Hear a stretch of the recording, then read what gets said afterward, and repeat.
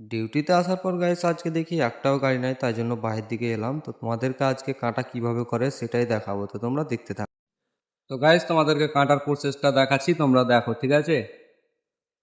F1 এ যদি click করো তাহলে এখানে গাড়ির নাম্বার চাইবে। গাড়ির নাম্বার আমি দিয়ে দেবো JH 16J820, ঠিক আছে। এরপরে এখানে আমি ইন্টার করে দেবো। ইন্টার করার পরে এখানে মেটেরিয়াল, কি মেটেরিয়াল নেবে সেটা দিব। 5 8 হওয়ার পরে ইন্টার করে দেবো। ইন্টার করার পরে আবার ইন্টার, এখানে চার্জ, কাঁটার চার্জ ক টাকা নেবে, 200 টাকা। 200 টাকা মেরে দেবো, মারার ইন্টার মেরে দেবো ওর বাদে। ইন্টার মারার বাদে আবার ইন্টার। এবার এখানে দেখাচ্ছে GT, এবার টি এ ক্লিক করবো। টি এ মেরে দিলাম, টি এ মারার পর ইন্টার করবো। ইন্টার পরে পিএ মারলে আমার কাঁটা স্লিপ বেরিয়ে যাবে খালি গাড়ির, দেখতে পাচ্ছ।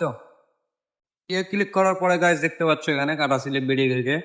এই যে কাঁটা স্লিপ আমি যা যা দিয়েছিলাম তোমরা দেখতেই পাচ্ছ। এখানে থাকার জন্য গাইস আমাদেরকে কোম্পানি এটা রুম দিয়েছে, রুমটা দেখতেই পাচ্ছ, বেস্ট রুমটা ভালোই আছে।